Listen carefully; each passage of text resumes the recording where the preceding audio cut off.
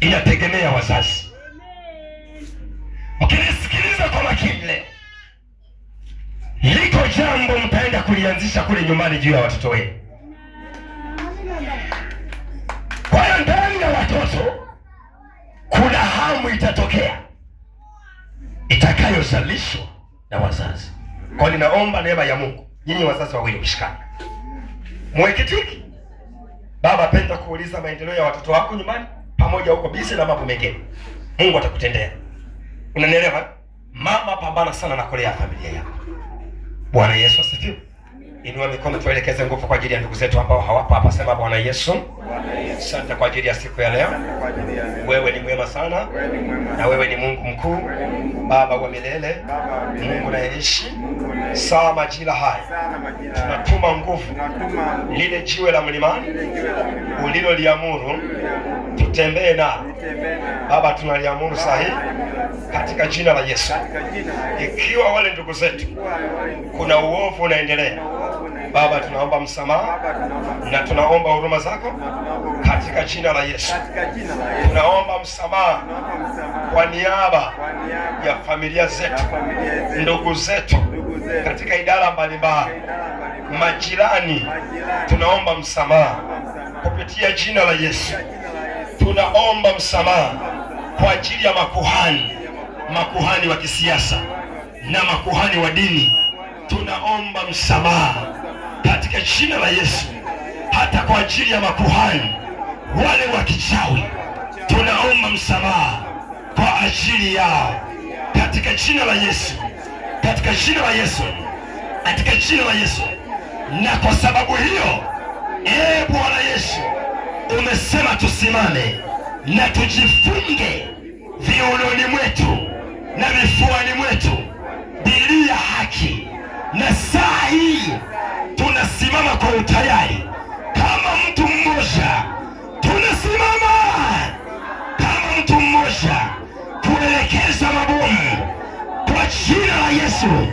Kila eneo ambalo shetani ameinua mapembe yake, kuanzia sasa tunaelekeza mabomu.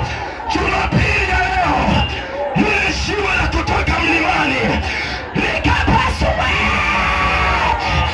Kila sanamu iliyochongwa kwa sura ya wanadamu, kwa sura ya Mtanzania, sema shewa,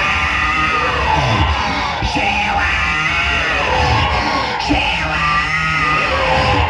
Kuanzia sasa, agenda zote za wafalme wa kichawi, wafalme wa kiganga, wafalme wa lamuni, wafalme wa nyota, tunaamuru kuanzia sasa hivi jua lisimame na mwezi usimame na nguvu za Mungu zishuke maeneo yote, mikoa ya Tanzania, Mwanza yote, Mwanza yote, Iringa, Mbeya, Bunda, Musoma, Serengeti, Manyara, Njombe, Kahama, Geita, Shinyanga, Simiyu, kila maeneo, Dar es Salaam, Dodoma, kila maeneo.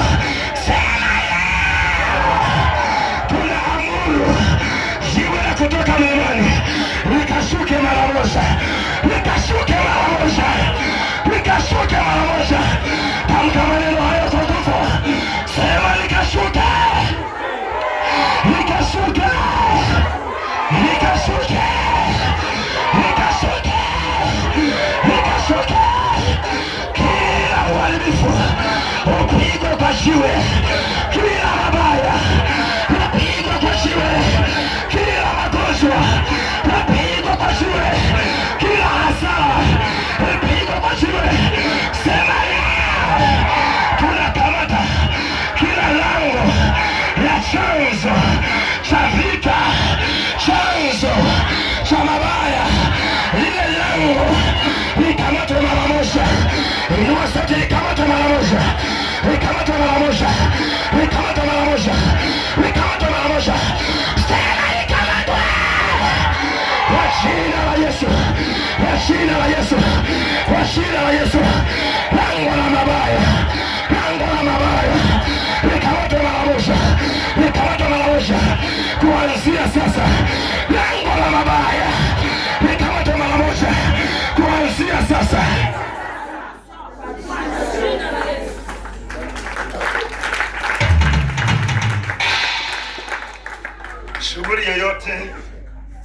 unalolifanya tofauti na viongozi wangu wa kazi, achana naye. Story achana nazo. Hii ni saa ya Mungu. Yusufeni hiyo hapo. Hii ni saa ya Mungu. Hii ni saa ya Mungu.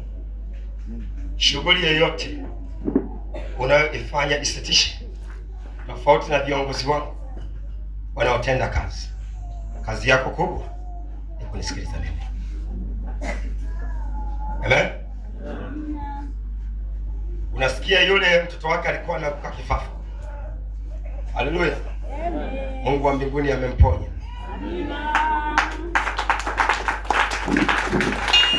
Namwamini Mungu na mtoto wake. Daza amekuja na mtoto wake akiwa anaruka kifafa sana. Haleluya. Sasa hivi una siku ngapi? Una siku ngapi mpaka sasa hivi hapa? Leo ya 3. Leo ni siku ya 3. Sema amen. Swali la kumuuliza, kifafa alichoona kinamwendesha mtoto umekiona tena? Hapana, bado sijakiona tena.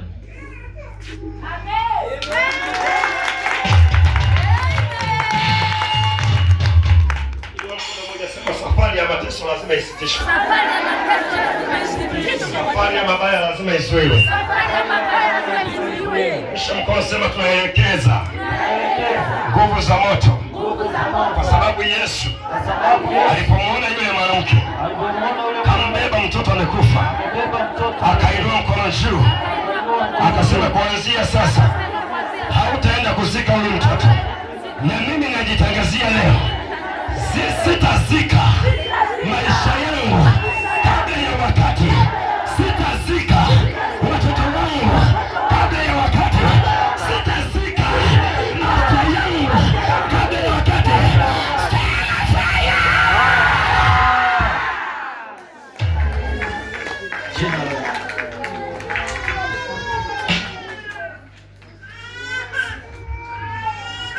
Wao walizika, sisi tutafufua.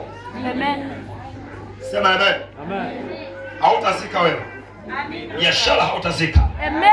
Ndoa hautazika. Amen. Uchumi hautazika. Amen. Mungu ananiambia mbali zaidi, hata miaka yako hautaizika. Amen. Narudia tena, hautaizika. Amen. Hautaizika. Hautazika. Hautazika. Hata kama umeingia hapo unauma mgongo, leo ni uponyaji wako kwa jina la Yesu. Hautazika. Amina. Hautazika. Mimi ndio nasema nimekataa. Unanielewa eh? Haya majira ni ya kutembea vizuri. Sema amen. Kiwa naongea na mwana mmoja siku ya Ijumaa, ananiambia huko mtaani wanamshangaa Mungu wangu. Yaani watu wanamshangaa nini? Mungu wake. Wanauliza, tulikuzoea tunatembeaga tu mdogo mdogo. Sema amen. Lakini tunachokiona sasa, wanamshangaa Mungu. Na wacha watu wamshangae Mungu wako kwa jina la Yesu. Sikiliza kwa makini. Sikiliza kwa makini. Sikiliza kwa makini. Iliitwa kuwa ni wiki ya kuwa hodari kupigania miujiza mikubwa. Pamoja.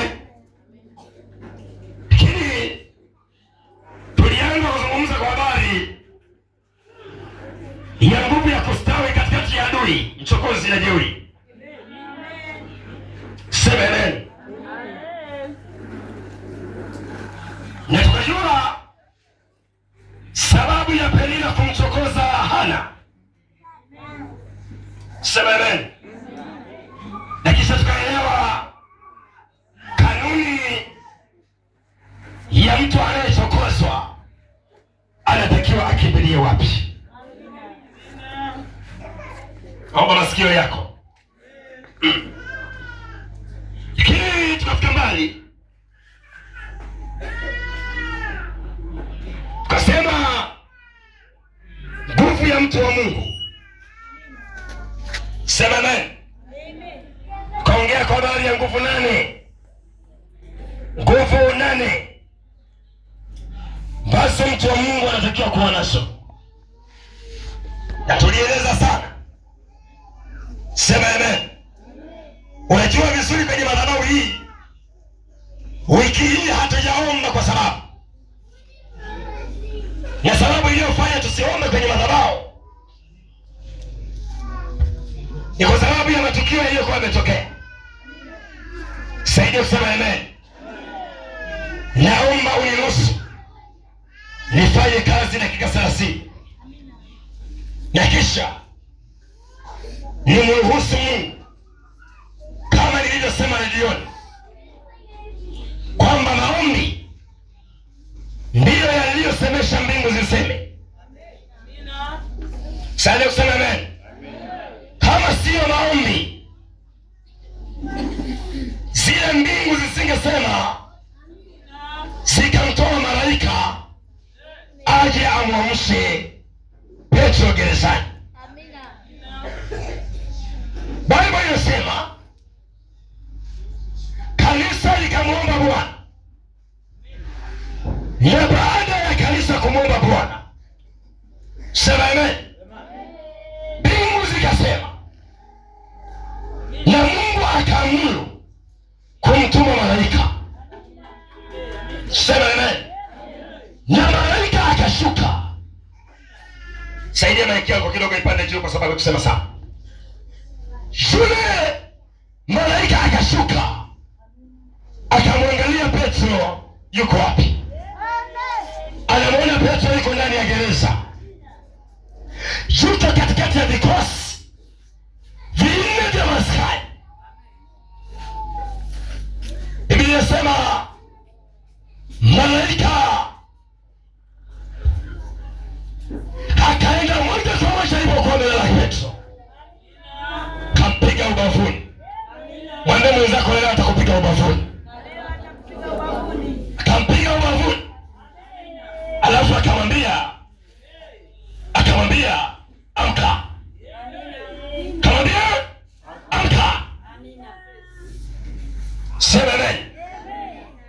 Lakini malaika hakuishia hapo. Alipomwambia amka, kamwambia vaa viatu vyako. Hataki aache viatu gerezani. Kamwambia vaa na nguo yako. Hataki aache nguo yake gerezani. Kamwambia vaa na mkanda wako. Halafu baada ya hapo nifuate. Petro anatembea kana kwamba yuko kwenye maono, lakini chanzo cha malaika kutumwa ni maombi ndani ya kanisa. Pigia Yesu makofi kwa sababu hii. Chanzo cha malaika kuja, chanzo cha Mungu kukukumbuka ni maombi ya watakatifu. Maombi yako yotolewa ibada hii yatajibiwa kwa jina la Yesu. Haleluya, haleluya. Nilikwambia utofauti wa mimi na wewe sio imani. Sema amen. Tofauti wa mimi na wewe ni nguvu ya imani. Utofauti wa mimi na yule mchungaji sio swala kuombea watu kupona. Tofauti wa mimi na yule ni nguvu ya kuombea watu wapone. Amen. Sijui kama kuna watu wananielewa hapa. Halo. Nikakwambia utofauti wa mimi na mpagani au sisi na wapagani sio kutamka maneno yanayoumba vitu. Watu wasemi amina. Kuna pande naongea nao hapa. Kasema utofauti ni nguvu ya kutamka maneno yanayoleta matokeo. Yeye ana imani, mimi nina nguvu ya imani. Yeye ana uponyaji, mimi nina nguvu ya uponyaji. Yeye ana maneno anayotamka, mimi nina nguvu ya maneno anayotamka. Yeye ana neno la uzima, mimi nina nguvu ya neno la uzima. Siamini nazisikia wapi hapa? Kwa hiyo utofauti wa sisi na wao ni power. Hapo unielewe. Popote unapotembea, popote unapokwenda, lazima uelewe utofauti wa Kapanga na wengine. Lazima uelewe utofauti wako na wale wengine wanaokubeza. Hata kama wana magari, hata kama wana majumba, hata kama wana mali, ulizonazo wewe zina wingi kuliko za kwao kwa jina la Yesu. Muda kitambo kidogo tu. Ni muda kitambo kidogo tu. Mwambie mwenzako, shika mkono. Mwambie utofauti ni nguvu. Sio maneno yake, sio mahubiri yake. Utofauti ni nguvu. Sasa tunaenda kutembea na uashirio wa nguvu hadi kwa bosi wako, hadi kwa mumeo, hadi kwa mkeo. Kama una mume waka mpeani mikono, haya ni majira utapeana naye mikono kwa jina la Yesu. Kama una bosi wako waka mpeani mikono, sasa hivi utapeana naye mikono kwa jina la Yesu. Kuna jambo litatokea hata kama usemi amina. Kuna kitu kitatokea hata kama usemi amina. Natamani duka kubwa nitaenda kuligusa kwa jina la Yesu. Natamani kazi kubwa nitaenda kuligusa kwa jina la Yesu. Roho wa Bwana ananiambia majira haya jua litasimama, na mwezi utasimama, na kazi za adui zitasimama. Mashujaa wa Wanakondoo wataiendea maana yao. Mashujaa manabii wa Mungu wataiendea maana yao. Majasiri walio majasiri kama simba wataziendea miji yao. Na nena kwa habari ya wazazi waliopoteza nguvu ya uzao, waliopoteza nguvu ya kazi, waliopoteza nguvu ya miaka. Haya ni majira tarajia kupokea. Sambo alisema amina. Amina tatu zilizoshiba. Haleluya. Haleluya. Mgonge mwenzako begani, mwambie utofauti ni nguvu. Mgonge tena, mwambie utofauti ni nguvu. Mgonge tena hata kama hana imani, mwambie utofauti ni nguvu. Mwambie maneno yako yanichanganye, imani yako yanichanganye, kuponya kwako kunichanganye, siri zako zinichanganye. Tofauti wa mimi na wewe, mwambie ni nguvu za Mungu. Wewe uliyepoteza nguvu, pokea kwa jina la Yesu. Amen. Uliyepoteza nguvu, pokea kwa jina la Yesu. Amen. Naiona Tanzania ikipokelewa na nguvu. Wale kitakachoamua Tanzania sio wanasiasa, ni nguvu ya Mungu aliye itakayosiwa na madhabahu. Hebu ichote nguvu kwenye madhabahu. Achilia Tanzania. Achilia Tanzania. Achilia Tanzania. Kila mateka piga kila sema njoo.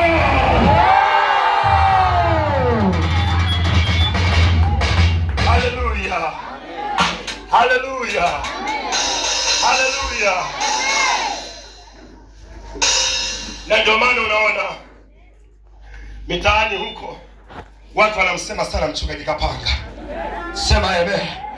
Wacha nikupe majibu haya. Wiki hii iliyopita kuna mshirika nimemfukuza kanisani. Sema amen. Apostle Kapanga hapendi mchezo kwenye kazi. Hapendi mchezo kwenye kazi kabisa. Unanielewa vizuri eh? Unanielewa vizuri eh? Na nikamwagiza aombe msamaha haraka kabla washirika wa kanda hiyo hawajaamua kuachilia maisha, kwa sababu shetani yuko duniani, na kama shetani yuko duniani anakuja kwa sura. Mimi nataka nikwambie hivi, akija kwa juu mpiga mishale, akija kwa chini mkanyage. Hiyo miguu yenyewe umepewa ya kuwatandika na mitama, chochote hakitasimama. Kwa hicho kichwa umepewa, akija kwa juu mpige hedi. Haujanielewa bado? Hizo ngumi umepewa, akija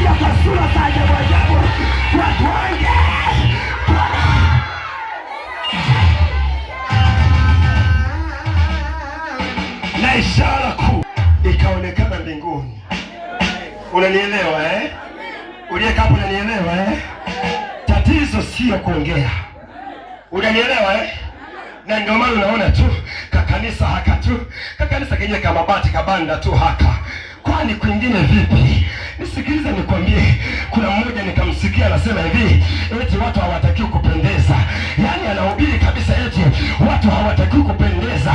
Sasa unataka Watanzania waendelee kuwa wachafu? Hayo mahubiri sio mahubiri bwana. Sikiliza nikwambie, shetani ndio ana tabia ya kuchafua watu bwana. Mungu anawafanya watu wawe safi. Hata kama useme amina, nakwambia shetani ana tabia ya kuwachafua watu. Akikupatia nguo ama kilemba kinakuacha kama katofali, lakini saa imeshawadia. Basi na ubadilike kama kinyonga, ubadilike kama kinyonga, ubadilike kama kinyonga. Kama ukashua sema ni mimi.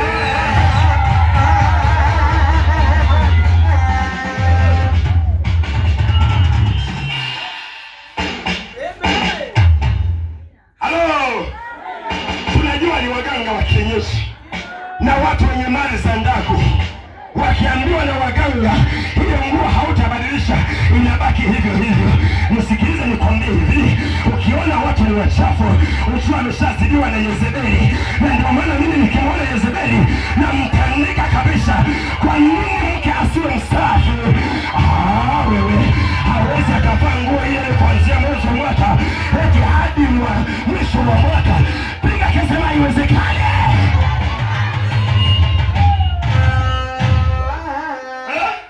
Eti ukisuka rasta dhambi. Dhambi? Unaijua dhambi wewe? Unaijua dhambi wewe? Tutaozesha au tutaona kwa wazee sasa. Wamekula ujana, alafu wewe hamna. Ukisuka rasta sana. Sema amen. Sasa wanaume tutasiwe na kuchomekea. Tutaambiwa tuanze kuvaa. Si Yesu alikuwa Myahudi? Sema amen. Mimi nasoma hakuna bali alikuwa anavaa suruali. Basi na sisi naye ubi tuanze kuvaa hivyo hivyo. Mbona mnavaa suruali? Na suruali yenyewe mmebana kama zakapana. Mwambie mwenzako lazima nionekane. Katika jina? Katika jina? Katika jina? Lazima nifanye nini? Lazima nifanye nini? Lazima nifanye nini? Soma habari za Yezebeli. Alifanya nini katika ujinga wa kuangusha watu? Sema amen. Wanaume wakikodoa tu nimeshaenda kwa ninamuona Yezebeli ameng'aa. Kwa sababu ni kanuni pekee iliyotumika kuleta nguvu ya ushawishi. Unanielewa eh? Na hata alichoshindwa Eva pale bustani ni kushindwa kuwa na roho ya ushawishi. Nisaidia kusema amen. Sasa dunia inabadilishwa kwa nguvu. Sambamba na nguvu za Mungu, lazima uwe na nguvu ya ushawishi. Sasa utaniambia Mungu anatenda. Sema amen. Mke wa Gerald amekauka. Nywele amekauka. Nguo amekauka. Unawaza hivi naongoza watu hapo? Mbona wewe basi tunabadilisha kila siku? Mwambie mwenzako kapanga anakuja duniani. Shetani anaweza kukuweka kwenye hali. Sema amen. Na ukajikuta kwani hujaona matajiri wewe? Mtu kakaa na nguo moja. Sema amen. Kiatu anavaa mpaka kinaenda hivi pembeni. Huyo ni Mungu wa nani? Mungu wetu ana nguvu za kutufanya tuwe huru. Unanielewa eh? Nilikasirika sana. Sema amen. Nilikasirika sana. Yaani wewe watoto wakivaa sare. Nisikilize kabisa. Mbinguni wote wanavaa sare. Hawezi kusema amina. Mtoto kwani tuseme amina ni umaskini huo. Na mimi nashughulika na roho ya umaskini, lazima ikuachie.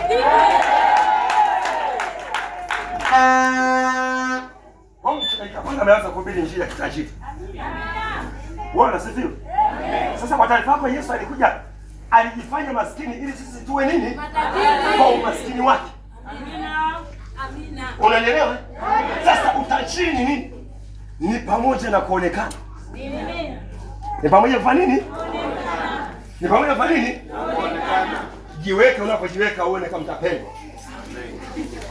Amina. Lazima nionekane.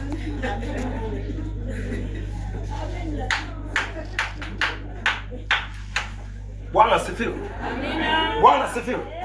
Na hii ndio maana ambayo nimesema mama lazima aonekane mahali pake. Amen. Na kijana lazima aonekane mahali pake. Hebu vijana mliokuwepo siku ya Alhamisi mpunge mikono na mnipigie makofi bwana.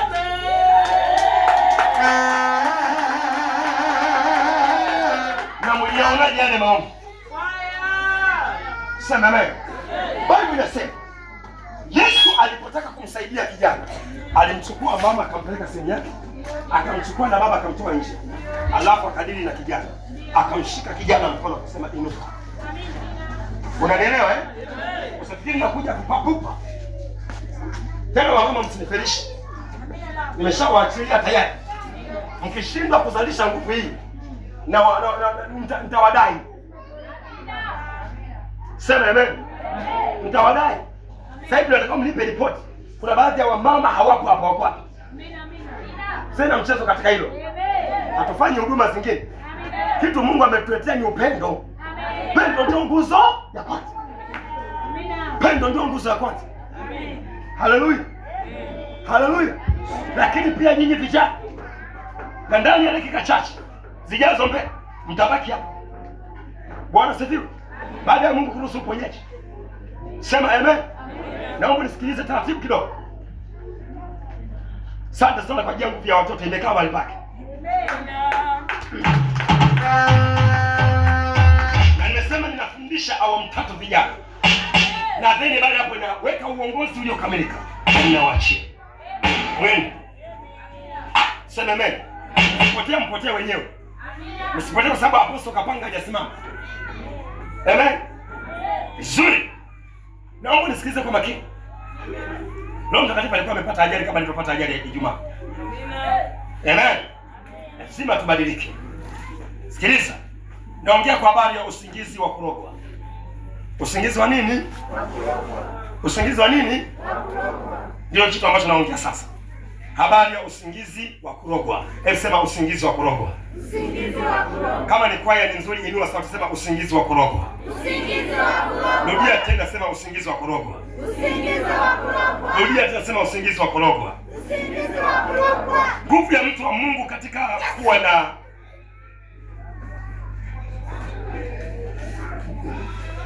nguvu ya mtu wa Mungu katika kuwa na maisha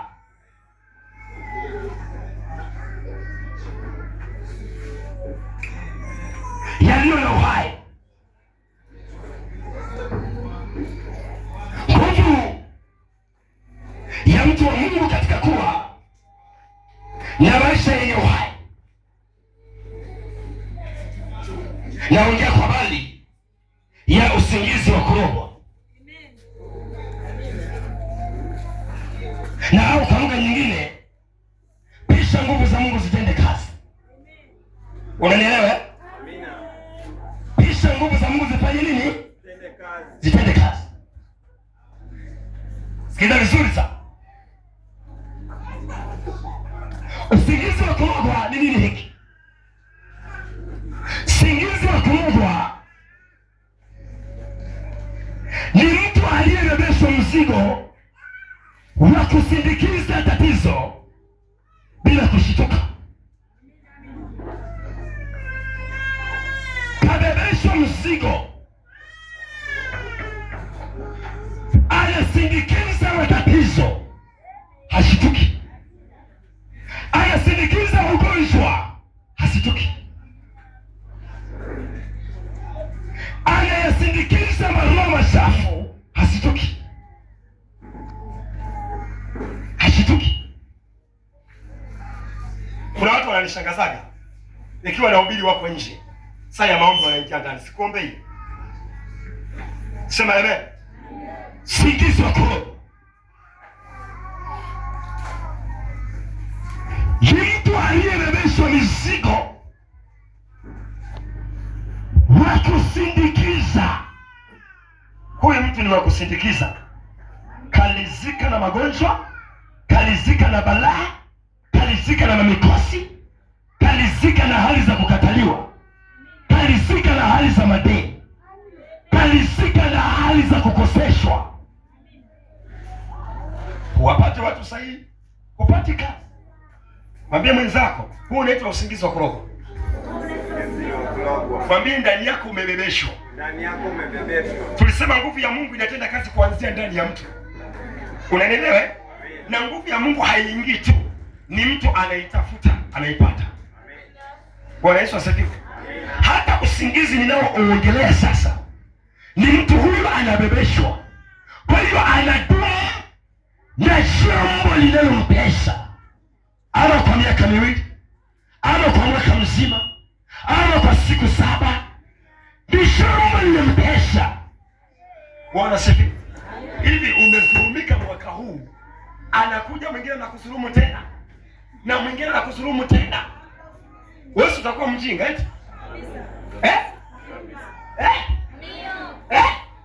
Jani anakusurumu leo, anakuja tena anakusurumu, bado umo. Anajitokeza mwingine na yeye anakusurumu, bado tu umo. Hausemi amen? Jani umeashika mara ya kwanza, mara ya pili, anakuja mwingine tena yeye unashika. Una akili wewe? Amen. Sema amen. Sema amen. Jeni mtoto wa kwanza umezaa na baba mwingine, wa pili tena unazaa na baba mwingine, anakuja watatu bado umo.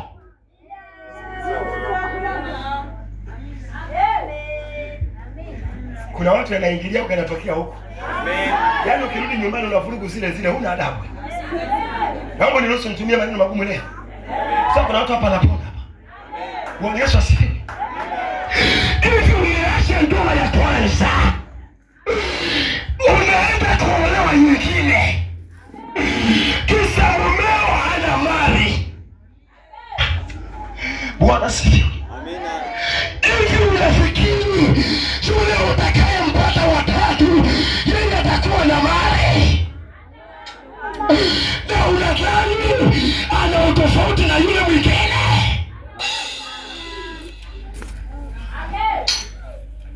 Mwambie mwenzako, sio jibu la nguvu hilo. Jibu la nguvu ni kuamka. Baada ya mara ya kwanza, mara ya pili, Yesu anasema mpaka mara ya tatu. Kuna watu wamenielewa hivi? Kuna watu wananielewa, lakini wewe tukao na mumeo kila siku na uliza unanielewa?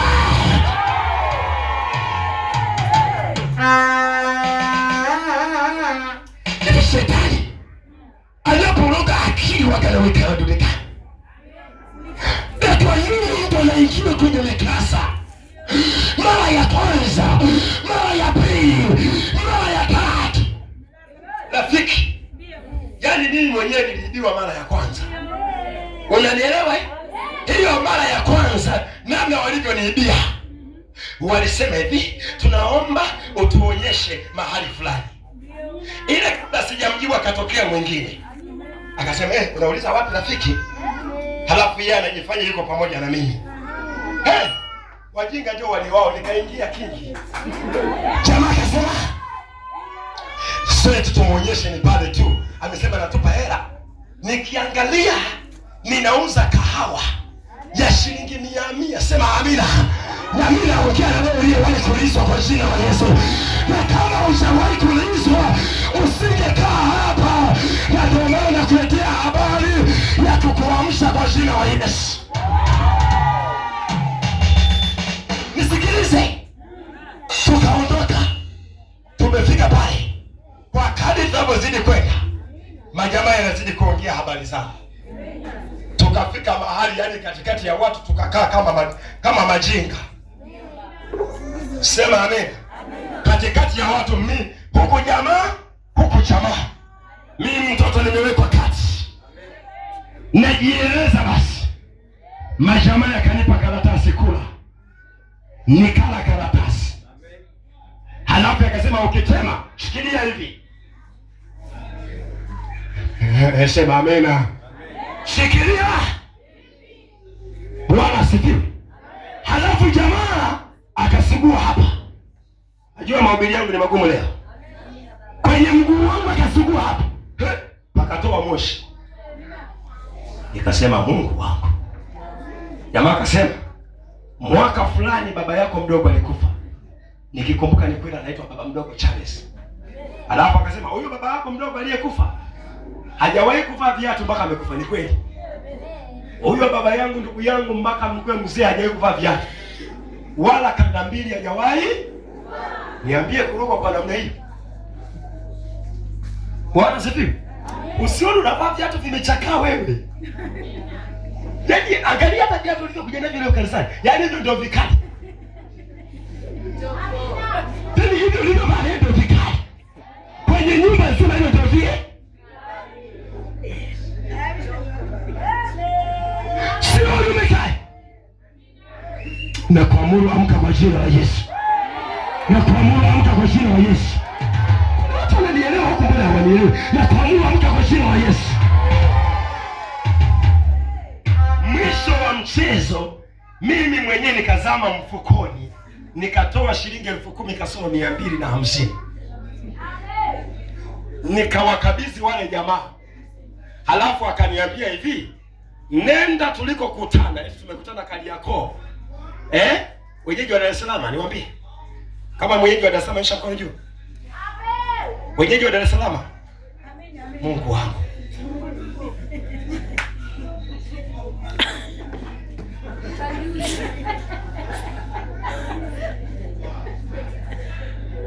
Leo nimepata msaada. Hapa kwanza kwa Mungu papa kusafiri. Mungu wangu. Bwana asifiwe. Yaani ni kama kunitoa hapa hadi kwenda cha Kishiri kule Kishiri Center. Kwenye hai sisema amen.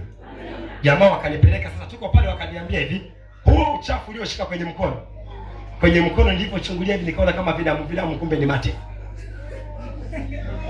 Akasema sasa uchawi uliouona hapa ndio uliorogiwa wewe. Sisi tunataka tukupe maji.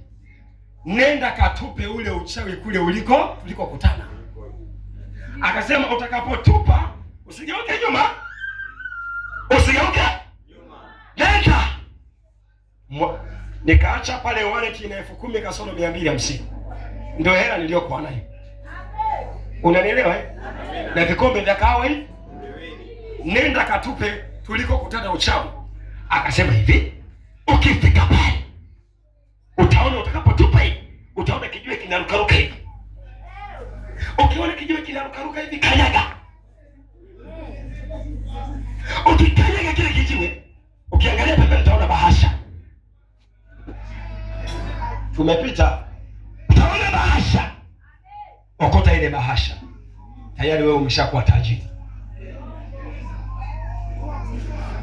Ndugu yangu nikainuka ngunyu. Yaani nimefika hatua 3 moyo ukashipuka. Ninageuka niangalie watu niliokuwa nao siwaoni hata mmoja. Bwana sifiwe. Tokea pale nimekutana na vibaka wezi kwa aina zake. Lakini hakuna mwizi aliwahi kuniingiza mkenge tena.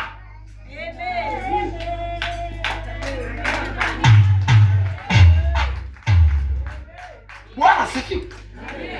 Unauliza mara ya kwanza uingie kingi, mara ya pili uingie kingi, mara ya 3. Bwana sifiwe. Ili kwenye maisha yako kuna kitu gani? Hebu sema huo unaitwa usingizi wa kurogwa. Hata kama unapita kwenye mateso, hauoni badiliko la mateso. Huko ni usingizi wa kurogwa. Uamke leo kwa jina la Yesu. Uamke leo kwa jina la Yesu.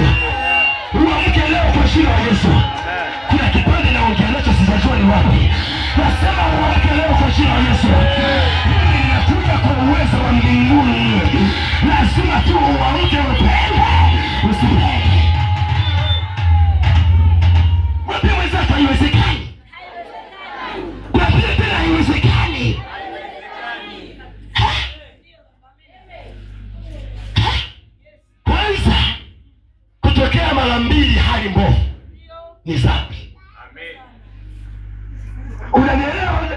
kama mnanielewa. Ukiona umeolewa, mume akakunyuka makofi, hashituki. Shituka. Ukiona umeoa, mbona msinielewe? Kila siku baba unaongea na mke wako haelewi, kifuatacho shituka. Hapa kuna kitu. Hapa haiwezekani niwe na elimu kubwa inayoniruhusu kufanya kazi, halafu miaka inaenda sifanyi kazi. Shituka.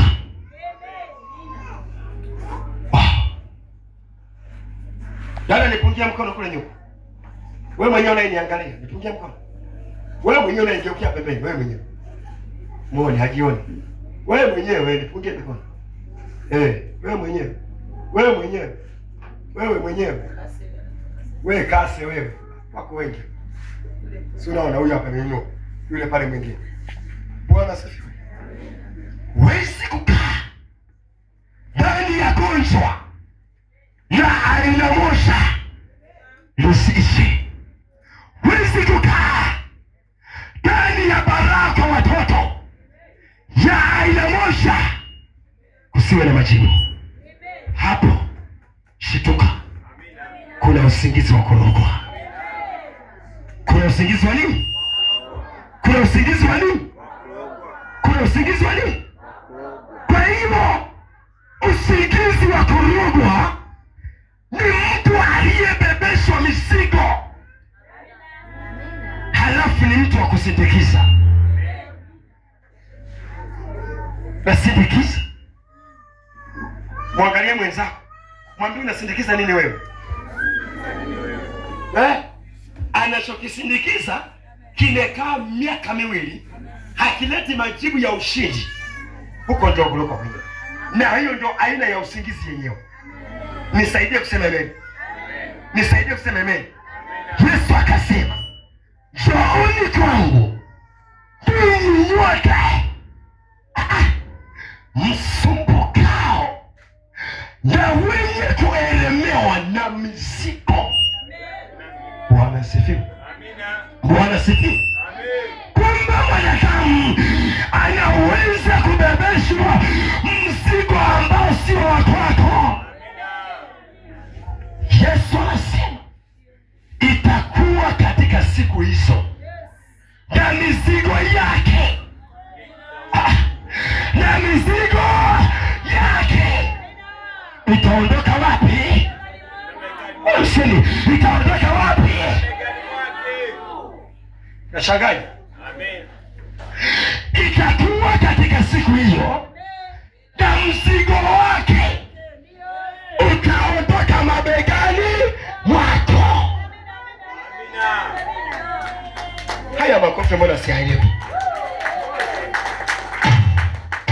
Lazima wewe ni mzigo wake, sio wa kwako.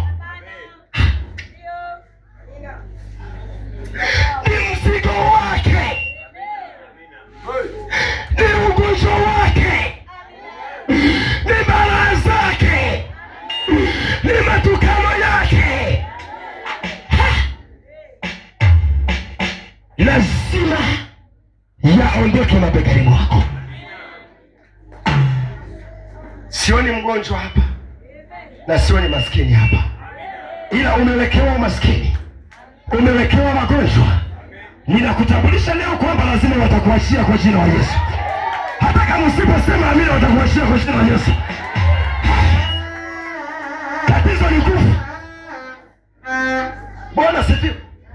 Naweza kusema amen, amina yako ikawa haina nguvu. Sema amen. Kwa hiyo watu wao wanabebeshwa. Wanafanya nini? Wanabebeshwa. Wanabebeshwa. Halafu unaanza kusindikiza. Unaondoka huyo na kwenda huyo, unakwenda huyo. Ukijisikia tu kufanya lolote unafanya, wewe unahisi ni akili hiyo. Hiyo sio akili. huko ni kulogwa na huko ni kulazwa. Piga kelele na kataa kwa jina la Yesu. Piga kelele na kataa kwa jina la Yesu. Hebu nisikie kipande kisema na kataa. Kipande kile kataa. Kipande kile kataa. Mwangalie mwenzako, umebebeshwa mzigo wa aina gani? Muulize tena, uzao wako umebebeshwa mzigo wa aina gani? Muulize tena, uchumi wako umebebeshwa mzigo wa aina gani? Muulize tena, familia yako imebebeshwa mzigo wa aina gani? Jesus. Mzigo wa aina gani? Sema amen. Yote nayo yasema hapa yanasikika. Kama ugonjwa unanisikia, balaa inanisikia, mikosi inanisikia, na ndio maana